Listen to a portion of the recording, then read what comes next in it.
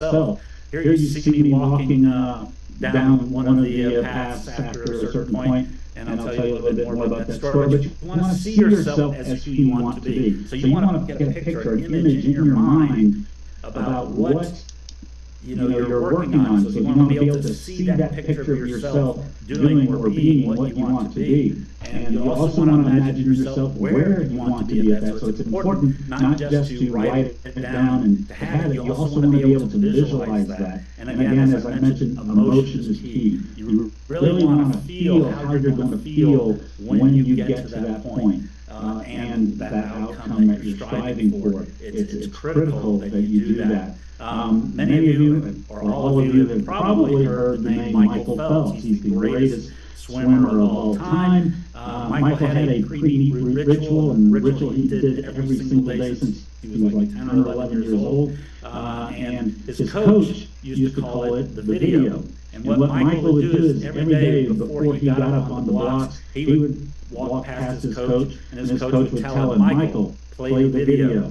So Michael would get up on the blocks, and you'd see him, and he's doing it all through the meet, and he would play this video in his mind of himself, getting off the blocks, getting in the water, swimming the fastest, getting to the end, turning properly, going to the end, and winning the gold medal. He always won the gold medal in his visions, and also in reality in those cases. So he always won, but again, he could imagine himself and feel what he was doing. He felt that emotion that he would have when he reached the outcome. It's really important that you create your own video of you being who and where you want to be when you achieve your goal. Matthew Walker, who's the professor of neuroscience and psychology at Berkeley, says, and there's a lot of studies that have been proven, that have used to prove this, but visualization is 50% as effective as physically performing the skills. 50% is effective at changing the plastic connections or the neuroplasticity in the brain. That's a lot. 50%. If you could be 50% better at doing something, you'd like to do that, would you not? Would everybody all agree? Visualization is one of those keys that you can do. It goes on to say that visualization or passive play can cause a rewiring of the brain beneficially. So visualization is key. All of the athletes these days are using it, and our executives and everything else. It's important for us to be able to see ourselves there, for our brain to understand exactly what we want the outcome to be, so that we can get that into the subconscious mind. This particular picture, I was walking here, you can see on my right leg at my knee. 3 days before this, I had blown my knee out going down a very small hill. I'm embarrassed to mention it, but it was just a highway off-ramp. And so very small, very low, but my knee went out. I had tendonitis and took 2 days of rest. I couldn't walk at all, and I had 17 more miles to go. So I 2 days later took a taxi instead of those 17 miles, and went to a beautiful village called Mejera, ran into some people that I had not seen since the second day of the Camino, and allowed me to slow down a little bit and catch up with people that were behind me. But one of the ladies that I saw was taking video of me because she was thinking about quitting the Camino, going back to her kids. And she sent me this video with some motivational things that she was thanking me for keeping her going, because she had decided, if you can walk like this, with your knee as bad as you are and as much pain you're in, then I can't quit. So she kept walking. But thanks to the doctor, I went to the doctor's office. They bandaged my knee and gave me some vitamin I, which is ibuprofen, if you don't know what that is. I helped a lot, and I continued my journey. I actually walked 24 kilometers that day, and probably shouldn't have, and I slowed down a little bit after that. But I visualized myself walking, and I did, and so I kept going.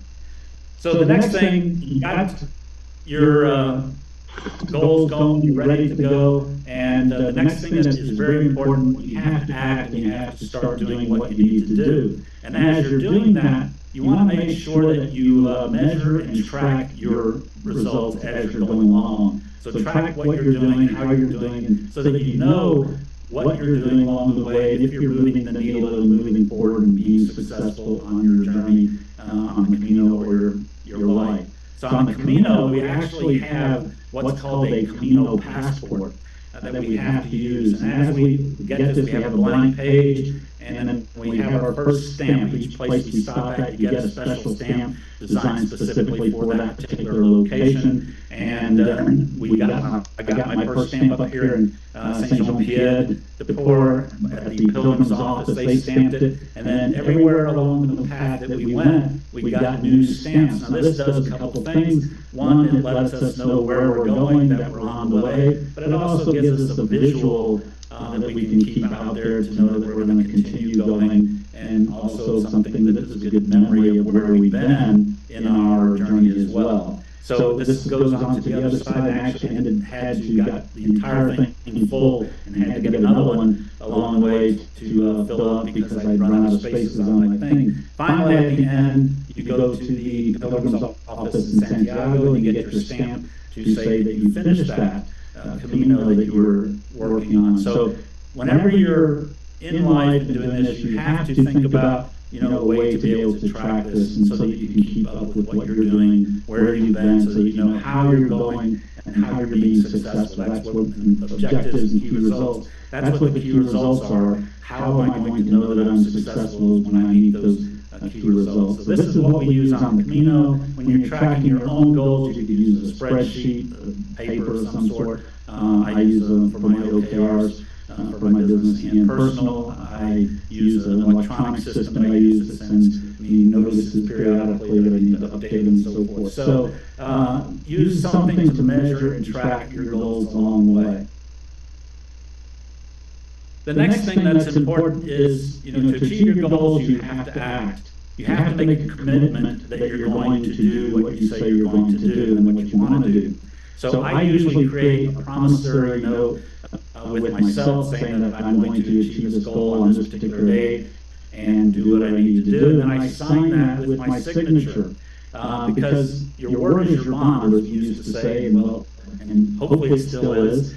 So I try to hold myself accountable by making that commitment with this promissory note. But the important thing is you can also get an accountability partner. These were some of my friends from the left, from Brazil, from Poland, from Ireland, and we walked a lot of the Camino together and holding each other accountable, making sure we all woke up on time in the morning, got our stuff together and everything. So we had an accountability partner. And these days when I'm working on goals, I actually have an accountability partner, and she may actually be on the call, that I call every Tuesday, and we go over our goals and what we're working on. And then every evening I text my coach what I did that day working towards my goals so that they're aware, because they keep me going and help me make sure that I'm going on the way. So I recommend having accountability partners. You've got a whole group of them here at NovaWorks that are willing to help you. You probably already set up accountability partners. If you need a coach, you can certainly get a coach to help you. I recommend those on some cases.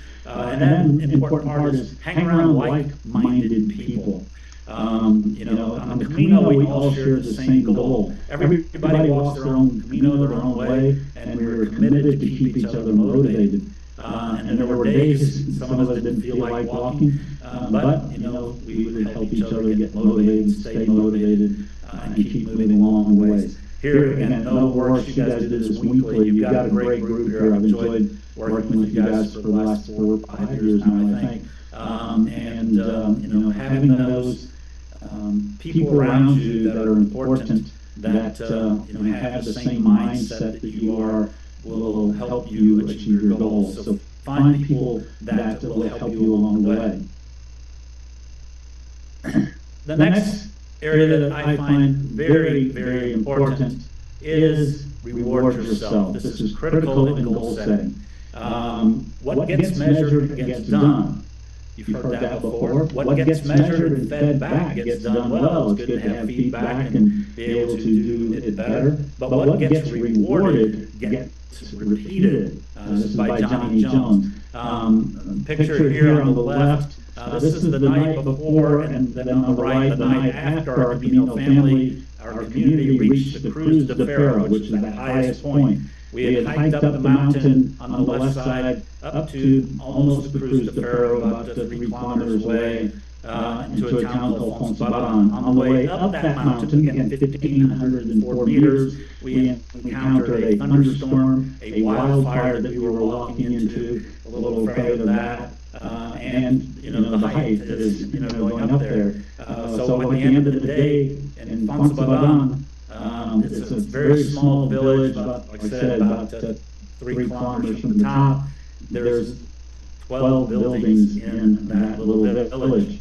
The one behind us there is the best Italian Napolitano pizza place in the world at the top of the mountain in the middle of Spain. So if you're ever there, go get pizza. You can tell we just had several pizzas and bottles of wine. But we were celebrating, my friends there, that evening. And then on the right, on the way down, again, was the hardest descent ever, and the hardest part of the hike on the Camino was hiking down from the Cruz de Ferro. We got to a town called Molina Seca, one of my top 5 favorite places in the Camino. And our entire group got together. You can see us there having a great time. And then we even got together, and one of the great things.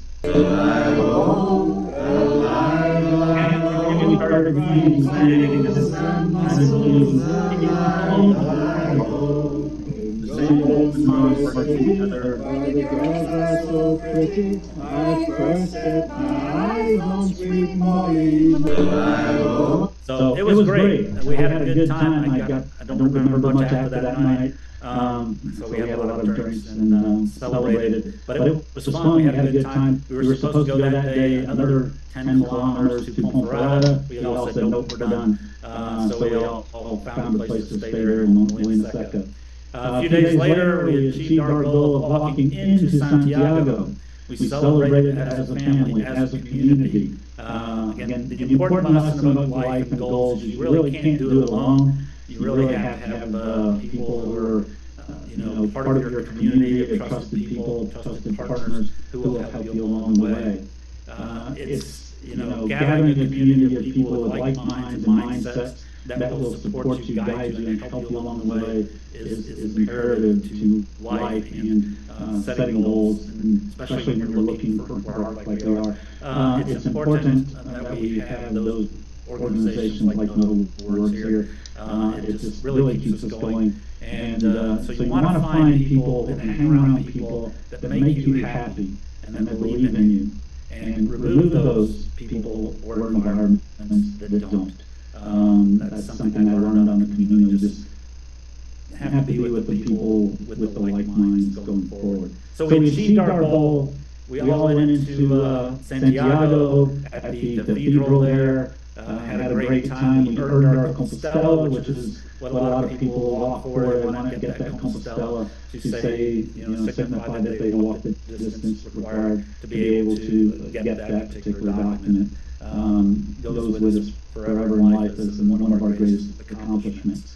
My greatest accomplishment is just, life-changing, I believe, for me, transformational, that I did that and walked across the country. Afterwards, we celebrated again. This was lunchtime. We all met folks from Alaska, the United States, Ireland, Poland, Brazil, Germany. Just had a great time. These are some of the folks that I am great friends with and still communicate. As I was telling Vinny, the guy on the left there, Jordan from Alaska, his birthday is today. I sent him a text before this meeting just to say happy birthday. He actually joined me in August after I got laid off. I went and walked the Camino Portuguese. He and Leah, who's the one taking the photo here, joined me and walked from Portugal to the ends of the earth, which is the Atlantic Ocean, which is the background behind me. This is sunset on the Atlantic Ocean here in Finisterre, Spain. So, if you look back in OKRs, there's a ritual that we call a review and reset. you want to look back at what you did at the end of each cycle, and see where you are, what you've done. If you've achieved those goals, great. What worked? What could you have done better? And those sort of things. And that's something we recommend with you. Just when you do your goals, you achieve them, or during the periods, check to see, again, as part of that measuring and tracking, check to see where you're at, how you're doing. Do you need to do anything better or do anything different?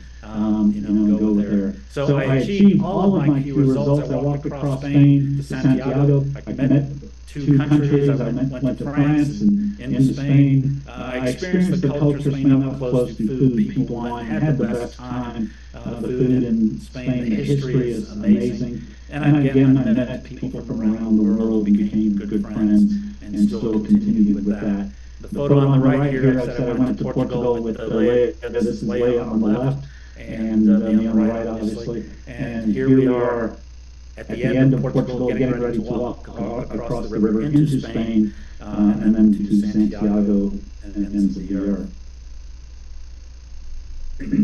So just to kind of review a little bit of the what I have as the 9 steps to successful goal achievement. Make sure you write it down. Part of the things I didn't talk about are setting a deadline, being realistic, and setting an action plan are all kind of within that. The ones that I did talk about: measure and track, define your why, visualize, commit, reward yourself, and then you'll achieve your goals that you set going forward. So after I graduated, after I completed my second Camino, the Portuguese Camino, I decided to get a tattoo, my first tattoo ever. In my life, I always swore I'd never get one, but I did get one. It's on the top there, and my goal when I got laid off, I was just in a panic, oh my God, what am I going to do? But I'll give you a little story. When I went on the Camino in 2022, Camino Frances, walking, I had 2 questions I had to have an answer for. I had 800 kilometers to think, and the first question that I needed an answer for, I'd been in First Republic for 12 years at that time, done a couple of different things with the company. I wasn't exactly happy in the role that I was in, and just not really there. And I've been working on my professional speaking career, wanting to go out on coaching, becoming a coach and things like that. But I just really couldn't decide, because I love First Republic. It was the best company I ever worked for, and so I wanted to decide, should I stay or should I go? Sounds like a good name for a song if you're as old as me, who did it. But I was there after 800 kilometers. I'm going, I don't know the answer, because I love the company and I don't know what to do. So I put it up to the Camino. I said, I need a sign. Should I stay or should I go? And as you now know, 6 months later, I got my sign. The company went out of business very unexpectedly, and I figured, well, I asked for it. Be careful what you ask for, you might get it. And I'm sorry for the 7,000 other people who might have lost their jobs, but I got my sign, and I decided at that point I needed to start my consulting company back up and get it running again. So now I coach companies, and my company's Motivated Action Group. You can reach me at my email here or on LinkedIn going forward. So I'm going to open it up for any questions you may have, and if you want to go on after this, I have some photos of some of the Camino areas that I think are wonderful if you'd like to see those, but we'll leave it up to you guys. Sure, thank you, Tony. So I think we'll just open it up to Q&A, and then right before 11, maybe a couple of minutes, we'd love to see the pink photos too. The one thing that I got, and I'll just kick off, and then I'll, if you want to use the raise hand feature or put your question on chat, we'll let everyone go. But I had at least 4 different people ask the question, how many days did it take, how long did it take? So if you want to talk about timeline. And then I have Helen and Melinda so far with raised hands, so we'll have them go after that. Okay. We'll go start with the timeline. For the Camino Frances that we took, it took me 37 days to get from Saint Jean-Pierre de Port to Santiago. So started, I checked in on the 2nd of August, and we started walking. My daughter actually joined me for the first 5 days. We started walking on the third, and I realized she had to only do 5 days. I ended up in Santiago on September 8th, but I had 3 rest days in there, 2 when my knee was bad, and then I went on and then stopped in Burgos, which is a beautiful town there, the first large town along the way. And had planned to do a rest day there, but I needed it because of my knee, just to give it some extra rest. So 37 days is how long it took me to do that particular Camino. Thank you. And I'll quickly read a comment from Rosario, who's here. Said, thank you very much. I was born in Spain and studied in Santiago, so I just wanted to share that. All right, Helen, and then we have Belinda, and then Dan. Go ahead, Helen. Tony, thank you so much. This is very inspiring. This is for my selfish reason. I'm interested in backpacking also. So, do you initiate new members, or how do I go by? Maybe I'll contact you if you can share your information later, where I can contact you, or do you prefer LinkedIn, message you through LinkedIn? Either LinkedIn, you can use the QR code there to get to my LinkedIn, or just email me at tony@motivatedactiongroup.com. Okay, thank you. But yeah, it's in the backpack, you walk across the country very minimally. You have 2 changes of clothes. One you wear the day you're walking, one you change into, and then you wash your clothes that night to wear for the next day. So it, and then, my pack typically weighed anywhere from 8 kilograms to, if I had a full bladder, water bladder, to 20 or 10 kilograms. I think that's, basically 15 to 22 pounds sometimes that I carried across there. So you're walking very minimally across there. But yeah, the Camino is very easy to walk. The francesas, the Camino Portuguese, Leia and I did that in 10 days from Porto to Santiago. I would recommend doing it in 10 days. That was over 30 kilometers per day. So some days 30, one day 36, which is 20 miles up. And again, it's not bad at all. Yeah. And last, I don't mean to take up time. Last, and thank you for what you said, that you need to be around people that motivate you and inspire you, and remove those that don't, just drag you down. So, or more appropriately, that does not fit what you need.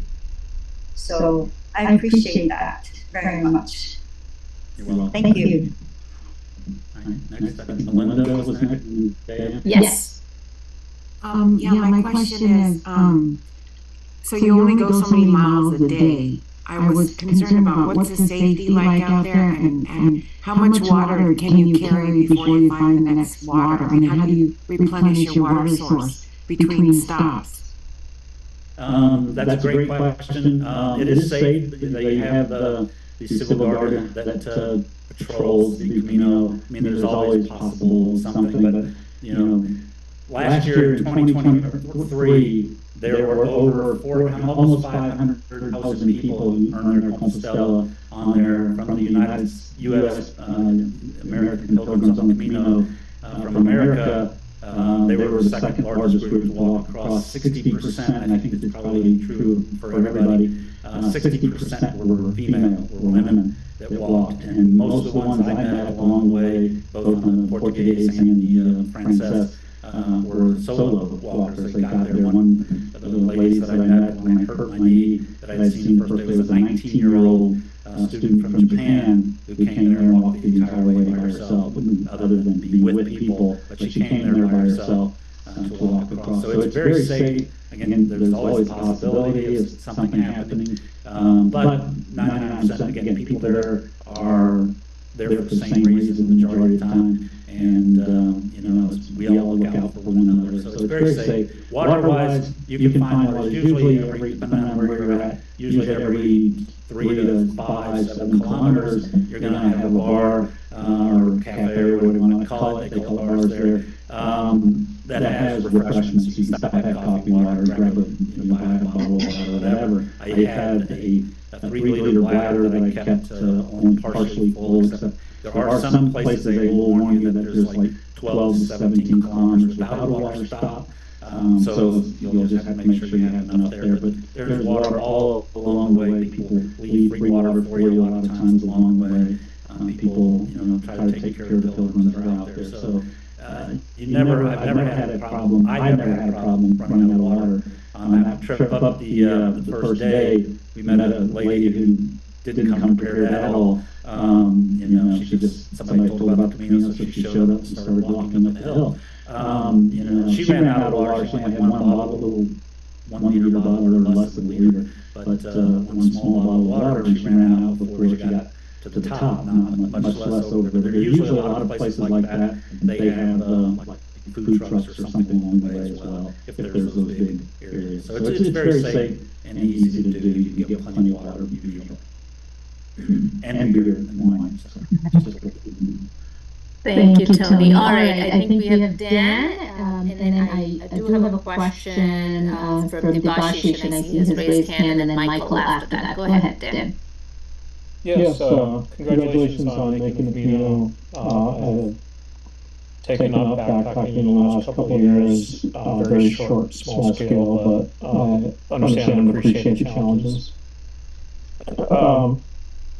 So my question is more about goals and job search, because most of the stuff, I'd like to use goals more, and most of the goal speakers or books I see really talk about a very linear process, right? It's about here's how to do a book, or get a trail. It's very incremental, and you can see how far along you are in the process, and there's really no doubt about any of that. But when it comes to job search, there's so many different things you could do in order to do that. The outcome is not entirely in your control because someone else has to hire you. I just have no feedback in terms of my progress. And I'm curious how, when you have the complexities and the ambiguity involved in job search, how do you best adapt full systems to those challenges? I find that first again is to make sure that you visualize and do what I talk about here, to make sure you understand where you want to be in that job search, and the outcome of that is part of your visualization. And then along the way, depending on what you're looking for, make sure you focus on meeting as many people or getting in touch with those people who can make those decisions and becoming better known. Sorry if I changed the screen there. But you want to, I like using LinkedIn and trying to find the people that work for the companies that I want to. Again, networking is key, making sure that you find people that can help you along the way. One of the areas that I like to focus on in my goal setting is who. Finding out who can help me and getting to know them, and getting in touch with them. If they work at a company that I want to work at, trying to get in through them, finding people that know somebody that I want to, in a location that I want to go to work at. And then also I recommend utilizing LinkedIn or other information to make yourself a subject matter expert in that particular area that you're trying to get a position in, the one that you want to be in. And by putting yourself out there on social media, LinkedIn especially, you can have people see you as a subject matter expert, and that brings them to you. Right now, to get more clients and things, for example, I post things on LinkedIn about goal setting, about objectives and key results, about management, and things like that. If you look at some of my latest ones out there, I put that out there frequently so that more people will see it, and then I also I have other tools that I use to contact people on LinkedIn that are with organizations that I want to, as a consultant now, but if I was looking for work with them, getting in touch with those particular, with people in those organizations that I can become familiar with and they get to know me. Again, building relationships. Relationships are very key when you're looking for work and or whether it's as a job or as a consultant or coach or whatever. So it's important to find who can help you, and by going through these areas and working on that. Again, it's like getting up in the morning. You got to go do this on a regular basis and walk the number of miles or whatever that you need to do to get to there. So it's I think of it again like the I've got to figure out what I want to do, meet the people, find people who can help me, and then build relationships and make myself the expert in that particular field that I'm trying to get into. I don't know if that helps or not. Yeah, that's useful. Thank you. Sure. Debashish, you want to go next, and then Michael. Sure. Tony, thank you for the very inspiring talk about your experience. My question is about when you said know why, and part of that was who do you want to be, where do you want to be, and why do you want to know. My question is, could you elaborate on the where? Is the where you want to be different from the actual outcome? Or I'm sorry, go ahead. So that is my question. Mm-hmm. The where is not just having that particular job or that particular career or whatever. So my where I want to be is I want to be in a position when I in the next 2 years I want to be in a position where I can travel around the world to different places that I want to visit, that I've always wanted to go to, and not have to worry about whether I can afford it and whether I can do that or get the time off. So the where that I want to be is in the location or having the ability to do what I want to do at that particular point in time. So who do I want to be? I want to be the subject matter expert for leadership training and objectives and key results or goal achievement for organizations. So I want to be the subject matter expert of that. So that's who I want to be. I want to be known as that person that people can call and get the answers and help their organizations grow, etc. Where I want to be in my life is, again, that freedom to be able to, hopefully those businesses that I'm working with, I will be able to go have them pay me to go travel to their organizations around the world and spend time there because that's what I want to do is more traveling. So that's where I want to be. I want to be, a world traveler, in the future. So that makes sense to you, where I want to be, and then who, I'm going to be the subject matter expert and enjoy what I'm doing. Thank you. All right, we have about 4 more minutes. I'll have Michael go next, and then you have Ivanka and Belinda said she can reach out, so we might have a connection. Go ahead, Michael. I'll speak really quickly. My problem is that I feel like I've got the authority to change my goals. Like, I'll say 30 days from now, this is my goal. Visualize it, why, how, all that. And then I'll say 30 days from now, I'll go, wait a minute, today's just like that day back, on January 18th. I made the rule then.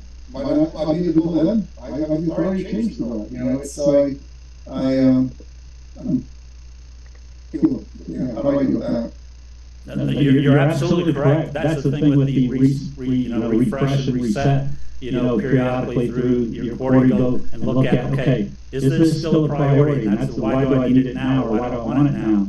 And you may get to a point where this is no longer a priority of mine, so I can change my goal at any time you decide to do that. That's the thing. A lot of people think, well, I set this goal. If I don't achieve it, then I fail. Well, not necessarily. You may change your priorities. my goal was to be able to retire from First Republic, and I was working on some other things, being the head of OKRs for the entire organization. We had brought in OKRs at First Republic, and my goal was to be the person in charge of OKRs and evangelize it through the entire organization. Can't do that now because things changed, so that's not a priority anymore, so that goal changed. It was out of my control, but I can even control that if it's not the priority. Last year when I did the Camino Portuguese, I don't know if I mentioned it, but I actually flew across Spain back to Pamplona, and I was going to walk the Camino again, all the way back across. As I'm walking across, while I'm there walking the Caminos last year, I'm also working on some business ideas and working on some things and trying to rent my condo out. And my goal is to walk across the Camino Francis again for my second time. I got to Burgos, or actually before Burgos, and I started getting sick. So I actually spent 10 days very sick, not getting much sleep. But I also at the same time was having somebody wanted to rent my condo out, which would have been a good thing, and turned out a good thing. Because right now I'm actually managing Colombia, and have been since middle of November, traveling, doing what I want to do. But I decided, as I got into Burgos, that, well, I'm sick, I've been sick for 10 days, I could lay here, sit here and get better, but, I realized my priorities were to get this other business thing that I was working on going again, get my condo rented. So I decided at that time, instead of finishing that Camino again, that my priority, my goal now is to go home and make sure I take care of these things so I can do what I need to do. That was my new priority at that particular time. Walking across the Camino was good, and I was, certainly enjoyed the heck out of it. But it was the why do I need it now? I did not need that now at this point. My new priority became I needed to do this. So I changed that goal to, getting home, working on the business that I worked on, had started before I left, and focusing on it. And then also getting my condo rented out so I could then travel wherever I decided. I wanted to go back to Portugal or Spain, but I didn't have time left on my visa there. So, you can change your goal. Again, that's why we say, why do I need to work on it now? Why is this one a priority? That priority may change. Reset, refresh and reset periodically, quarterly, whatever you're working on, and somebody decides your business needs to go out of business that you're working for. Obviously, you have no control over some of that. Your next normal is whatever it could be. So, definitely feel free to make those changes if you need to do that. I mean, that's the way life works. But as you're working on it, do the best you can to get to where you're going. Thank you, Tony. It's 11 o'clock, so unfortunately we will not have time for Amy's question and Ivanka's as well. Ivanka did put it on chat. It was around personal OKRs related to job performance, but as Tony said, feel free to reach out and have a conversation if you have questions. Unfortunately, we do have to go into our 5-minute break. But I do want to say thank you very, very, very much to Tony. We really appreciate it. I said everyone was in for a treat. If you want to just quickly share the photos, I'm sure many of us here would love to see that as we go into the break, but we will restart at 11:05. So Tony, if you don't mind, we'd love to see those pictures. Okay, so I'll start showing those as you're breaking. This is looking back up that first hill. One of the things I learned on the Camino and in life is that it's important to look back on your successes. We're walking west the entire time, but every now and then you want to, when you're climbing one of those big mountains or you climb it, you look back and see, wow, I came all the way from over here, up this big hill for 7 kilometers, and I've achieved that particular, achievement. But it's also beautiful, especially when you're walking west here, you don't see the sunrises. So every day I would try to, if I got up early enough, which most times I was up before the sun, walking, I got to take pictures of beautiful sunrises. This is over the Pyrenees. This is, again, I climbed up this big hill. The path there was really tough. And when I got to the top, I saw this beautiful village down there that I had just left. But it's very gorgeous. And where I came from was way over here, somewhere So again, looking back is very important. This is the top of outside the Padrone. They've got this great series of statues, iron statues, commemorating the pilgrims out there. If you haven't already seen it, there's a movie called The Way with Martin Sheen and Emilio Estevez that just re-released it last year. I encourage you to watch it, but this is part of that. This is in that movie and stuff. Just be sure you have tissue with you when you're watching it. That's me. My daughter was there with me at that particular location, and downhill from there. This is my daughter. This is in Puente Lorena. This is the Puente Lorena, the Bridge of the Queen. People in the this is 900 years old. Or more, but 900 years old. And before this was built, there was a ferry going across here, and they were charging pilgrims back then to cross. The Queen of the region said, no way are we doing that anymore, no more charges. So she demanded that the bridge be built. It was, and it's still there. So that was just a beautiful view. This is a view as I was walking down through. You see some of the paths here, and I just saw that, and that was just a gorgeous view. You see that a lot as you're walking through the mountains as you're going by. This is one of those, again, the Meseta supposedly is flat. This is one of those many mesas on the Meseta. You have to climb up, so we'll get walking up to this one. And even though they could make this path go longer away around these mesas, the community is always uphill, it seems. Every village, other than on the Meseta, is uphill. This is another shot of another village that I was walking to. You can see the cathedral or church there at the top of the hill there. Amazing views. This cathedral, I stayed in the albergue, the hostel next door to this.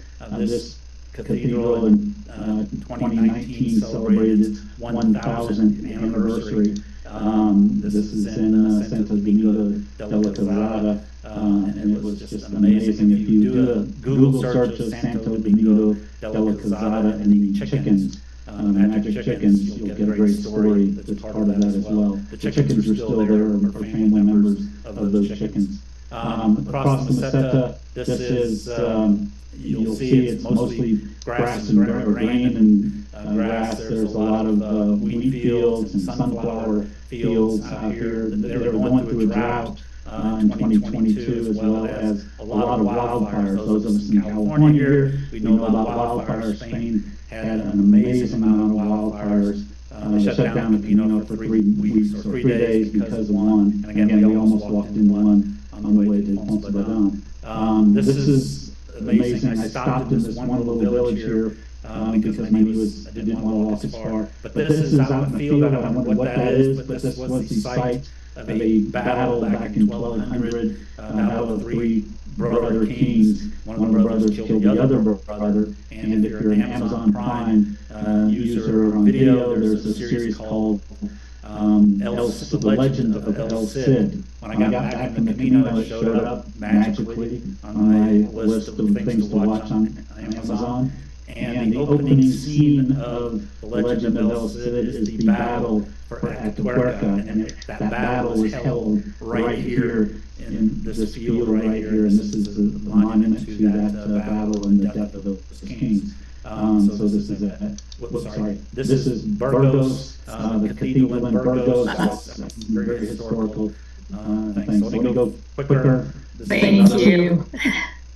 Another view as we're walking on the Camino of different villages. Wow. You can see some of the land that's been burned with the wildfires here as we go through. This was the trip down from the Faro that was so hard. We were supposed to go way over here, but we landed here, and that's as far as we could go. Very nice. Thank you, Tony. We so appreciate this. This is a special treat for all of us. So thank you very, very much. All right. I know this was we could go on for another hour with this, but it was very inspiring, as Renee just said, and just want to go ahead and say thank you very much for returning to Nova. We'd love to have you back, and all the very, very best. Thanks for joining us today. All right, we will not have time for that break. So hopefully you've been able to just grab some water or get refreshed for our next hour. This is more interactive. The chat is now open. So if you want to network with others in the meeting, this second hour is your time to be able to do that. We'll start out with our job search tip. We have Anna Priestley here today. And Anna, would you speak up just so I... Hi, everyone. There you are. Thank you. All right. So we'll have Anna go next, and then we'll open it up to the give ask. So if you have a give or an ask, that would be your opportunity to share that out. Thanks again, Tony. We'll see you again soon. Bye. All right. You can keep sharing. That's fine, Vinny. Hi, everyone. My name's Anna. I'm one of the career advisors here at Nova Works. I'm going to do the job search tip today. Just going to be a quick tip on updating your resume, some of the things that have really worked for people that I have worked with in the past from my experience. So go ahead and go to the next slide. One thing that I always recommend to people is to look at job descriptions for the type of position that you're applying for. So look at least 3 to 5 job descriptions for your role, right? Be it technical project manager, administrative assistant. And you want to really focus on the requirements or qualifications section of the job descriptions. So typically that will be towards the bottom of the job description after the description of the job. And you want to identify, maybe even highlight the requested skills, especially paying attention to those technical skills or job-specific skills. I have some examples here: Python, Excel, vendor management, etc. And then your job really is to make sure that you add those skills, those keywords to your resume, right? Because when your resume is scanned by applicant tracking systems, it's not going to get to that next stage if you don't incorporate the keywords from the job descriptions. And an easy way to incorporate those keywords would be in your skills section, in your summary statement. And then another thing I would recommend is that you try to add to your experience section under each job, and most importantly, under your most recent 1 or 2 jobs, at least 2 PSRs or accomplishment statements, problem solution result statements, that demonstrate how in your past jobs you have actually used those skills effectively, right? So those are some quick tips. Look at job descriptions, right? Focus on the qualifications, focus on the skills, get them into your summary, your skills section, and then add some PSRs in your experience. And Vinny, if you could go to the next slide. I just wanted to show you an example of how this might look on your resume. And if you have already updated your resume, all of these strategies also apply to when you're applying for specific jobs, right? We do recommend that you customize your resume every time you apply for the job. So again, you can make sure you're getting those skills into the summary, right? Years of experience, key skills. Think about it as, what are the top 5 reasons they should hire you for that particular job, right? And then this is a sample skills section too that makes it really easy for you to tailor to a job. So you can take out skills if they're not relevant, you can add skills that are relevant, and etc.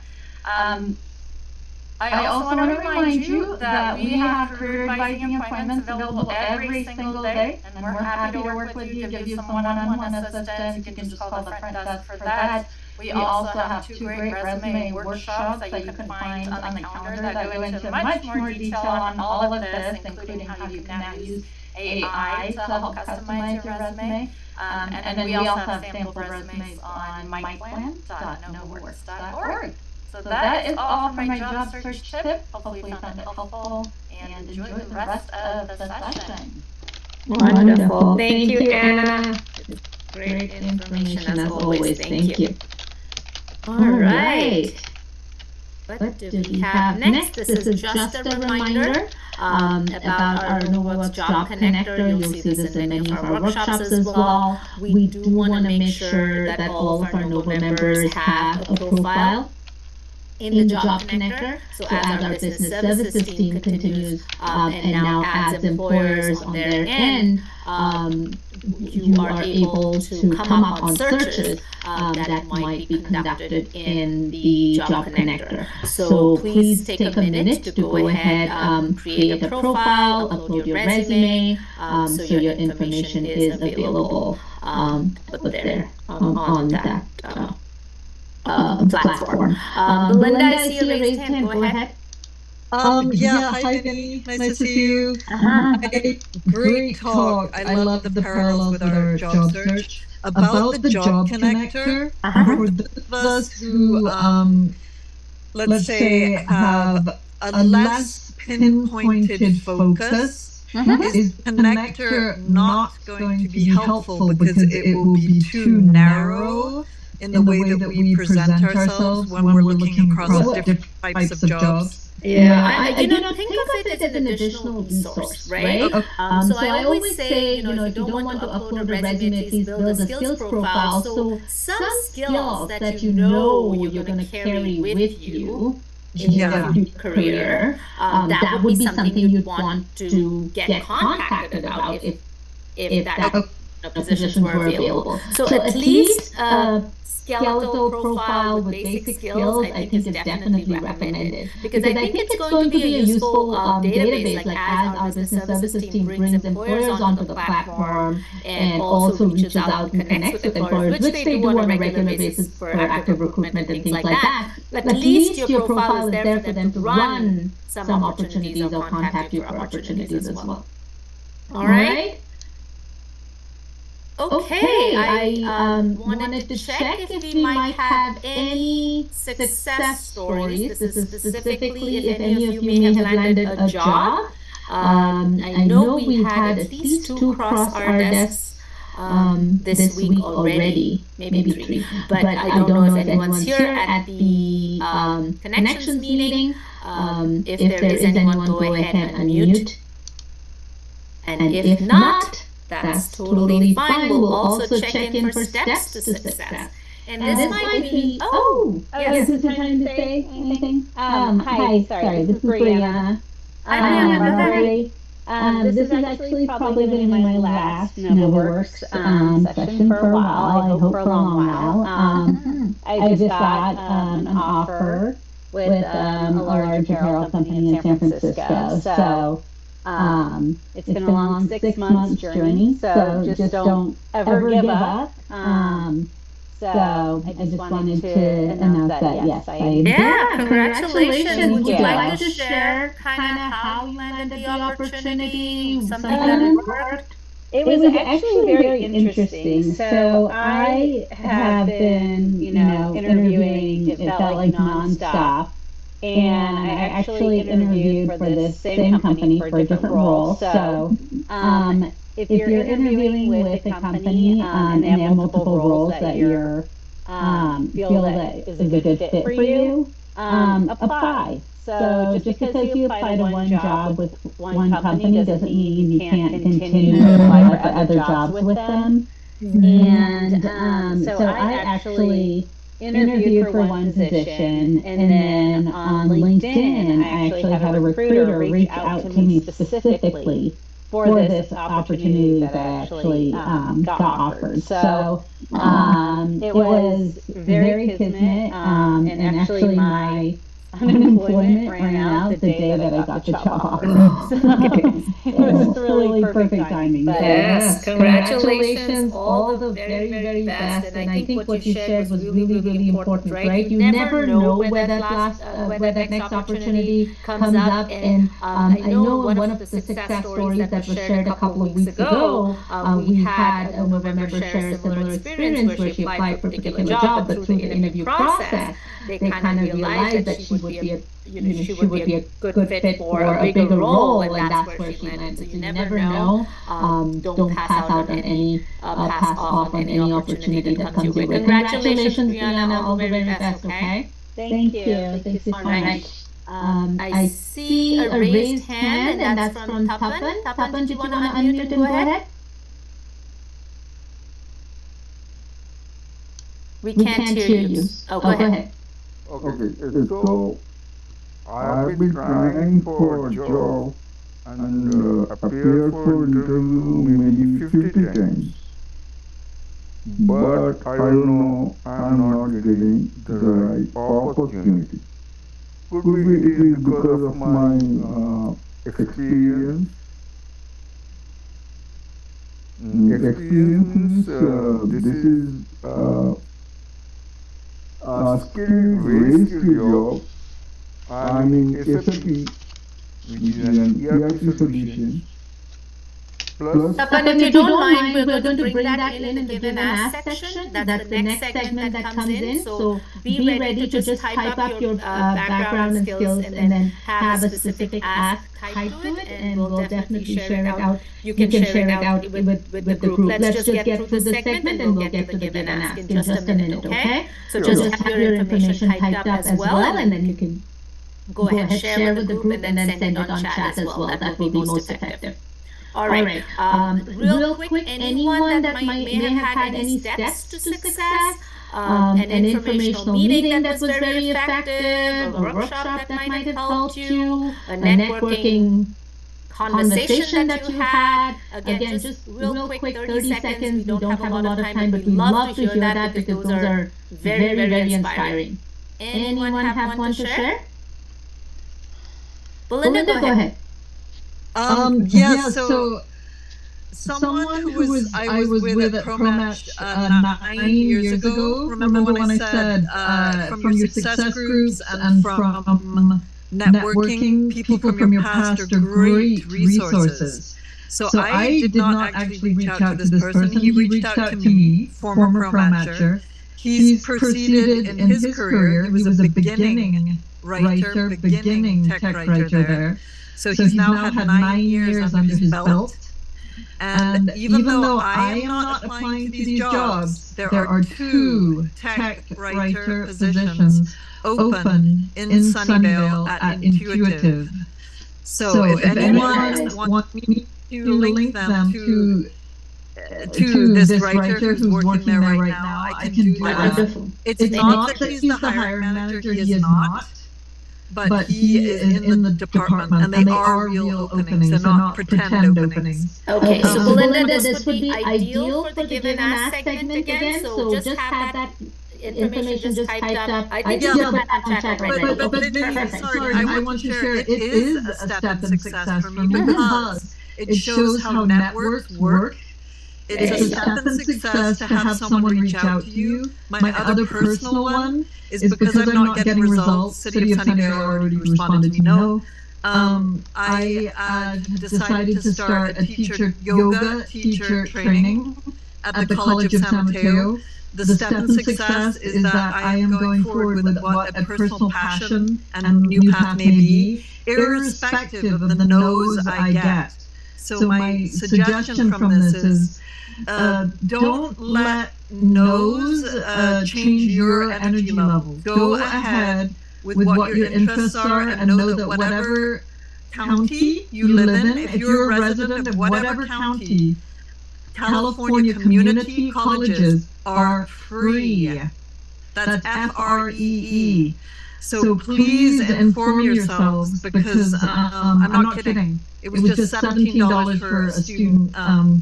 I forgot what they call it now, but some kind of student fee. So, but I really recommend everyone go get out. Okay, thank you. Thank you, Belinda. Very, very great info. That's awesome. Thank you for sharing.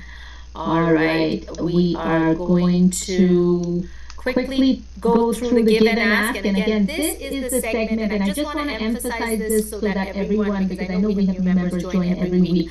This is the segment, and I see Tanya with a raised hand already. I'll have you go in just a couple of minutes, where you can speak up and share if you have a gift, which is any resource that you want to share out with this group of job seekers, or if you have an ask. So if you would like to ask for maybe a connection at a certain company, someone who works in a certain industry, this will be your time to do that. We'll kick it off with a couple of things that have crossed our desk this week, and then we'll open it up. We have Tanya in line already, and anyone else that might have anything, any information to give or ask. The one thing that's always helpful when you share a give or an ask is also to briefly, at the same time after you share out, just put your information on chat so that others in the meeting can then follow up with you. So it's not something that's just shared out verbally, but also shared on chat. All right. With that, I'll quickly go over my the give ask that's crossed our desk this week. Let's see, there were no active recruitments from NovaWorks Business Services. However, I did want to share two Sunnyvale job opportunities that crossed our desk. So let me put that on chat. So this is if anyone might be interested. I did put the links, but somehow the links did not come through. So what I would suggest is if you want to just type this job title into the city of Sunnyvale, or just type it up on Google, paste it on Google, and you'll find the job. But these are the two roles, and I do apologize. I had both of the links on that spreadsheet, but for some reason it did not come through. So one is an IT manager for the project management office, and the other is a principal client support specialist. So if any of those interest you, then be sure to apply. There's also this one networking event that I wanted to share out. You know that Nova partners with Biocom, and they have a Converge meetup event coming up on February the 8th. So just wanted to put information about that here on chat. Let's see. If anyone's interested, it is on February 8th. And how to register, this is important. You can get free access registration code by just emailing to this email address. And I'm going to paste this separately so everyone has this. But this is the email address that you would send your request to secure a spot. So this way you do not have to pay the registration fee. Okay, so that was one, and then let me see here. Hold on, we'll see. I just want to make sure. I didn't have a lot of give and ask, so I had these two, and then I know Sheridan shared last week about the free training opportunity from CSTU. So those are the ones I have for today. Let me open it up. Tanya, I know you have your hand raised. Go ahead. Yes, hi, my name is Tanya, and I'm not sure if it's a give or ask or a little bit of both, but thanks to NovaWorks, I'm currently a student at the UC Santa Cruz Silicon Valley Extension, and I'm in the User Experience and Web Design Certification Program. So for my final project in the program, I'm looking for a person or a nonprofit organization or a small business that needs help with the website. So I need to, create or design or redesign a website or a section of a website, and I'll be happy to connect with someone who has a need in that area. I'll post my email and LinkedIn information in the chat, but if you know somebody who is looking for a web designer or some help with the design, again, there are some constraints and requirements for the project, so I don't know if I'd be able to help like everyone, but I'm certainly looking for an opportunity in that area. Thank you. Wonderful. Good luck, Tanya. And you're going to paste the information on chat so that they have access to it. Wonderful. Okay. Tapan, I think you were sharing out some information about your job search. You can put the information on chat, but if you'd like to go ahead, share out and be specific on what your ask is, that will be helpful. Go ahead. So in this case, what do I share? I mean, I'm not very sure actually. That's the reason I'm asking. What do I share? I have already shared that, okay, I need a job in SAP ERP, first priority. Second priority is finance and account. And third priority is an immediate job. Because I'm out of job for almost a year. You can say it's a survival job. All right, so you can definitely put your qualifications, your experience, background briefly on chat so that others are aware. You can also feel free to put your LinkedIn profile, and others can connect with you, and hopefully that will also be helpful for you to connect. But for specific job search strategies, again, I think career advising would be your best option as well. So definitely consider all of those. If you have a LinkedIn, you can paste that on chat for everyone to just connect with you if they have relevant connections. Let me see here. All right.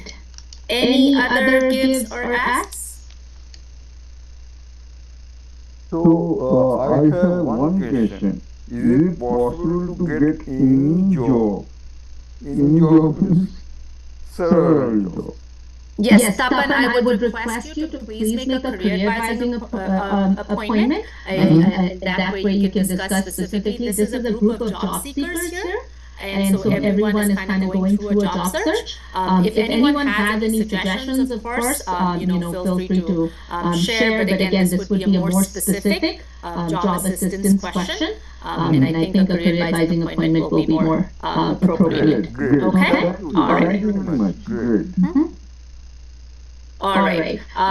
This is, if there are no other gives and asks, just a heads up on our mixer coming up, another networking opportunity.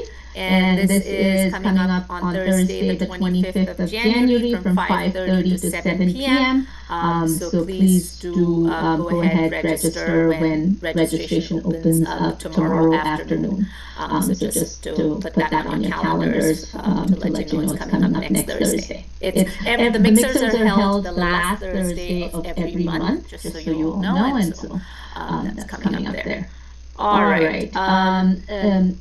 If you are interested in being part of a success team, then do consider attending the success team workshop. I believe the next one coming up might be in person, if I remember correctly. So go ahead and look at the NovaWorks calendar. A success team, when you attend a success team workshop, it gives you the opportunity to form a cohort with 4 to 6 other job seekers, possibly from different professional backgrounds, but going through the same job search journey. So it does help with accountability, with motivation, with support through the job search, and many of our job seekers find that very helpful. Oh, I said I thought it was in person, and it is in person. It's coming up on the 24th, it says right here. All right. So do consider joining the success team workshop if this is something of interest to you. We definitely get a lot of positive feedback on our success teams. Okay, so I will tell you that Tony actually tweaked his presentation a little bit at the last moment this morning. He had a different presentation along the same lines. It was about the Camino journey, but he had some different kind of specifics that he was going to focus on. And then this morning he, I guess, thought about it and said, I want to do a different take on it. So the networking round questions are kind of based from the time that he had shared his earlier presentations, where he had talked about, do you have any burdens that you may need to let go of in order to move forward with your search. I thought we could just keep that same topic because it's somewhat related kind of to what he was sharing, though he shared out more very specific steps this time around, which was around measuring and committing and actually writing down your goals. But I think we'll kind of keep it with the same topic because I think it's related. So were you able to identify things that were obstacles? And are you able to identify that in order to move forward with your search? So we'll stick with that as a networking question. And I'm going to just take a minute to create the breakout room since Sheridan's not here. We're alternating hosting these meetings. So I need just a minute to do that. Okay, so I'm going to do breakout rooms. We'll try to do fairly large groups. I think that's usually... that's interesting. It won't allow me to set a timer. That hasn't happened before, so let me just stop share and do this one more time. It usually allows us to put a timer in there, but it's not allowing me to do that. Zoom will change things on us very, very often.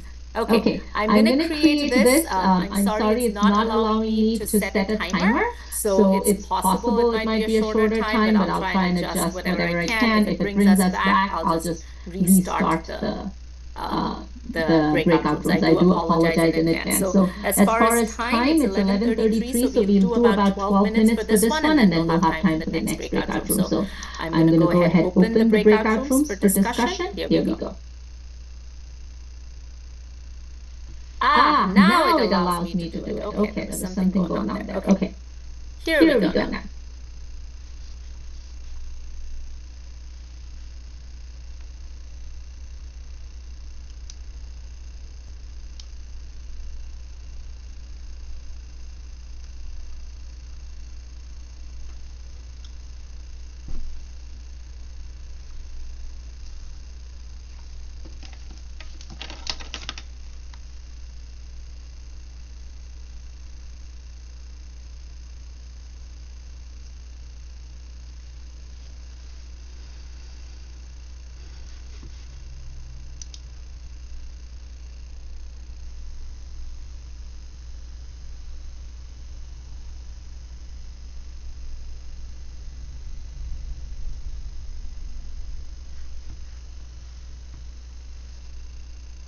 Who wants to go first? I'm still in the middle of letting go. This is my first time doing this sort of stuff, and I've decided to sort of rebrand myself from a technical writer into some sort of office assistant. I don't know what that is, but I think it's something that's more suitable for me. Not quite techy.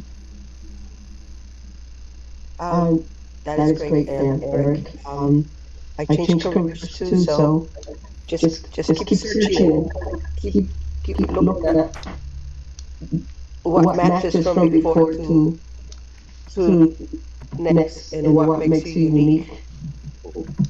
And I keep doing that. I keep looking at job descriptions on what you're looking for to keep doing the match. Anything else wants to add? I'll be doing one-on-ones to get this clear. I'm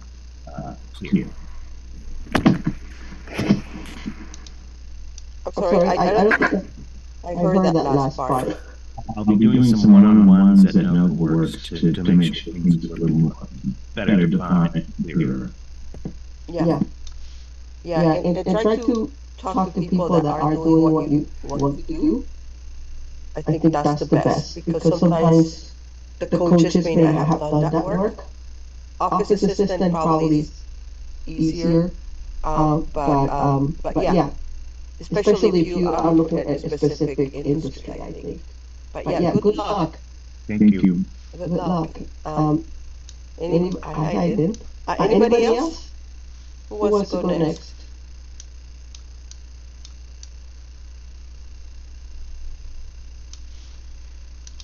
Edna? Hi.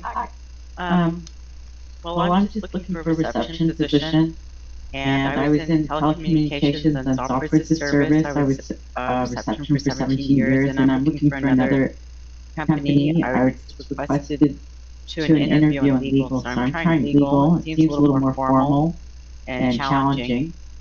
But when you're from software as a service and telecommunications, it's such a huge change with terminology. So I'm a little worried about the formalities of it all. I was in a blue jeans techie environment where it was business casual, where we worked at C-level, now we're going into a formal company.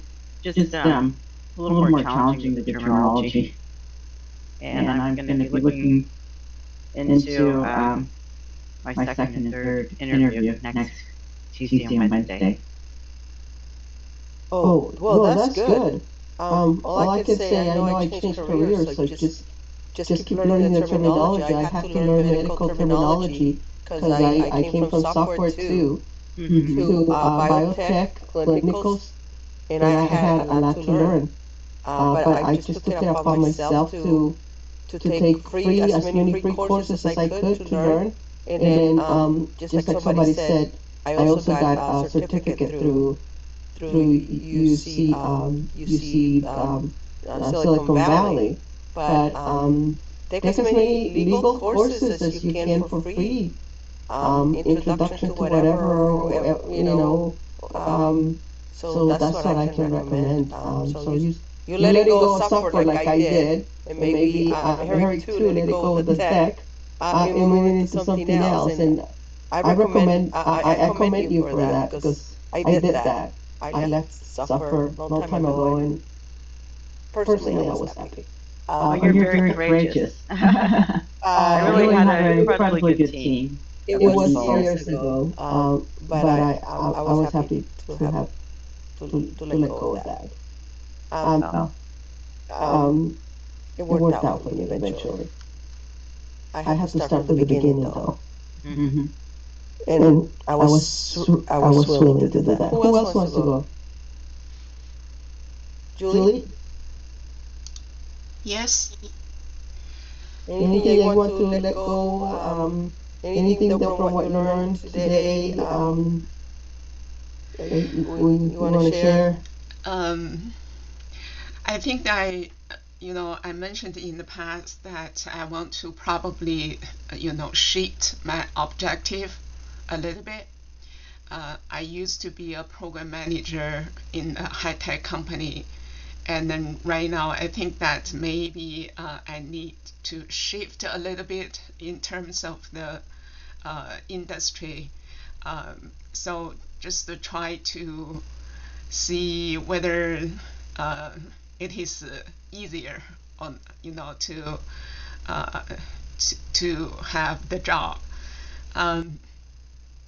So on the other hand, I also started to get some training, like you mentioned, to get some certificate. One of them is the Six Sigma. So I noticed some of the hiring job description, they require Six Sigma and then PMP. So I'm just try to get it done maybe as soon as possible. So that may help me. So yeah, that's it. That's good, Julie. And remember, I say through your library card, you may get access to free training. So yeah, don't overlook your library card. Okay. So when you start for the biotech, how long it take you to get those, like for example terminology and then the knowledge. Well, it was a different market, but it took me I don't know, about 4 months to get to start taking the training, 4 to 6 months, and I got a very low level job as an Okay. assistant. Okay. A very low level job, but that was I took that as an internship. I took that as a paid internship with benefits. Okay. So I was willing to do that. I didn't feel diminished or anything because I knew I could go up. Okay. Okay. Thank you. Jogesh? Hi everybody. I'm looking for software engineering position. I learned from this lecture. I really appreciate the visualization aspect of it. I think that is something which can be really powerful. About letting go is I got laid off about a year ago, and then I took some break. So now I'm like having some issues with finding the right opportunity. So that is something that I'm trying to like sort of manage expectations and cope with the current market. Yeah. Yeah, I just my only comment there, and feel free to have others comment, is look at where you can apply your skills in other industry like healthcare. can you apply where industries are that need people? Can you apply it in healthcare, for example? I don't know what your skills are, but take a look at other industries that may need your skills. I'm just calling by who I see on the next of my screens. Lynn, you want to share anything, Lynn? What you want to let go, or what is the question? Uh, Things that matter, any burdens that you may need to let go or move forward? Or you're on mute. You still mute or no? Lynn, do we have you? Yes, Okay. sorry. I had some part of my screen was blocking the unmute button, so I was having to jiggle around, but then I was Zoom call.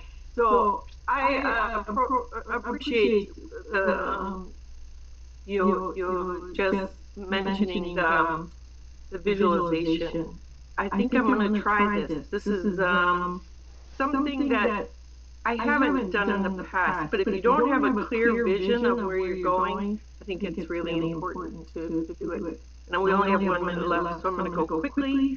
At the start of the pandemic, I was doing primary market research, totally tanked. A lot of the focus went to COVID. I did a few things in the interim, some community health work and census work, but I also got a certificate in clinical trials. So I'm working and pivoting into clinical trials, but I'm finding I want to choose like my indication area.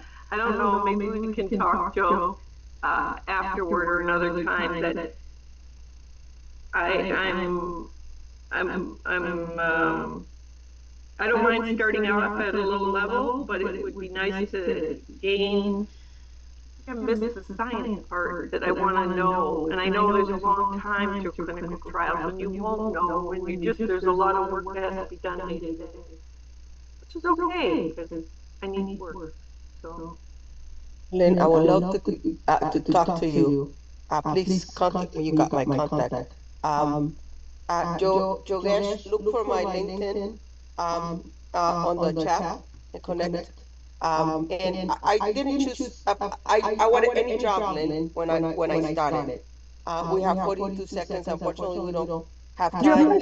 Giovanna, can you please share your email ID, because I'm not in LinkedIn. I have some questions, so I need to ask you. So if you're not in LinkedIn, I don't know how you're gonna find a job.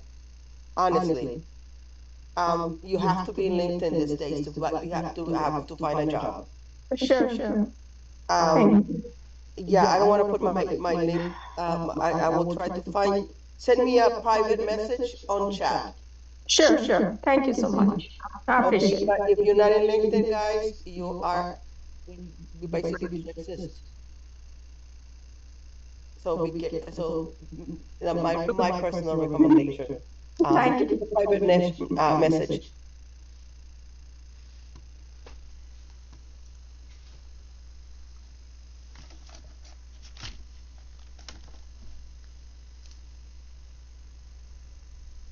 Betty Rhodes has presented at NovoWorks before, talking about connecting with confidence, public speaking, networking, interviewing. She's gonna also bring in some elements of LinkedIn when she shares her presentation next week. She's great. So this is for next week. And then we have one other networking question about, Tony mentioned building a community, but just going deeper into networking efforts that you may have been developing, especially with this new year, and then building a community. So any information around that we can talk about. I'm just quickly looking at. So here's our second question, let me just create the breakout rooms, and then we have enough time to run right up to 12 o'clock, 12 noon for this question, and then we will end the meeting right at 12. So you don't have to come back into the main room. You can just leave the meeting right from there. But let me go ahead and recreate the rooms. And we'll do this. Here. Okay. And then we'll do this for, let's see. Yeah, perfect. All right. Opening up the rooms right here. And Carol, I'll make sure I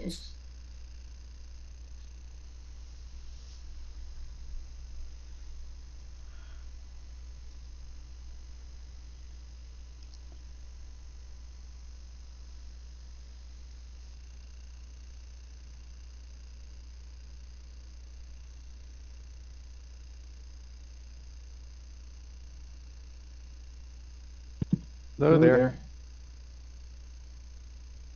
Hello. Does anyone want to go? I have a brief thing I could share just to start us off on networking and what I'm trying.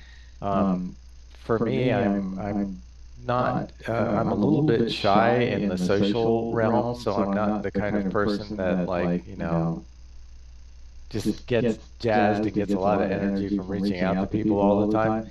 But so it was been looking a little bit like a chore, and like one of the NOVA things, they said, treat it like a job. And so I thought that was good.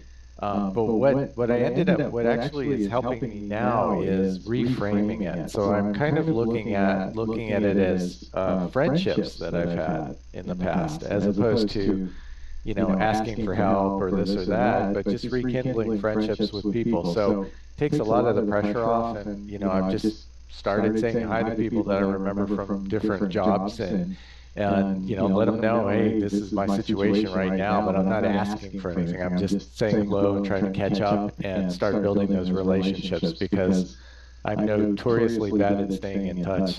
So that's what I've been doing. I'm also not good at so much the networking, especially people that I used to know or old acquaintances and stuff like that. One thing I did with my search is I partnered with a group that is industry specific. So I've worked in the fashion industry for many years. And so I joined a group that is fashion specific. And so the guy who runs it, they're like a recruiting agency, and they're based out of Texas, and he'll have monthly chats, and it's always a different topic, but it feels very more personal, and he'll answer, you know, questions. So he'll have a topic like resumes or, you know, interviewing, networking, those sort of things, but it's more based on the industry I'm in.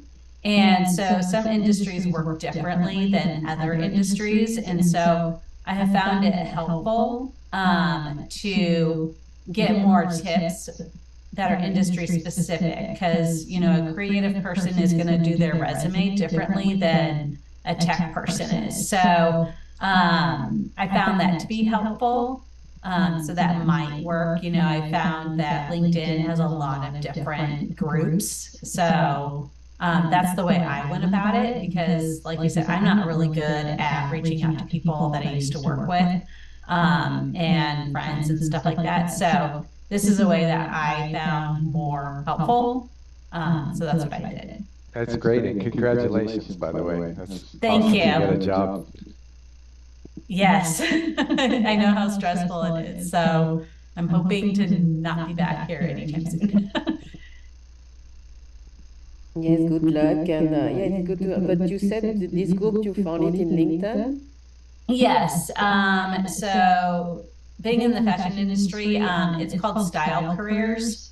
And so they discuss things that are very industry specific. They also have a group with them called the Schmata, which basically is a site that's like an anonymous venting.